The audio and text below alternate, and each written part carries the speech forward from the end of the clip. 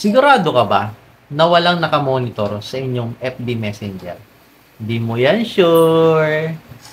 Ngayon, ituturo ko sa iyo kung paano makita yon kung may nakamonitor sa inyong Messenger. Punta lang kayo sa inyong Messenger. Click nyo lang yung settings. Pagka-click nyo yung settings, punta kayo dito sa may privacy and safety. Click nyo lang.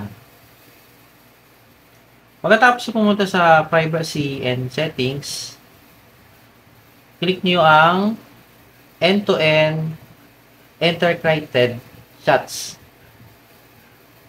Pagkatapos nyo pumunta doon,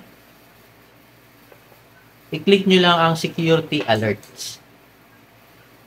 At pagkatapos, nandun na kayo, i-click nyo yung view all login.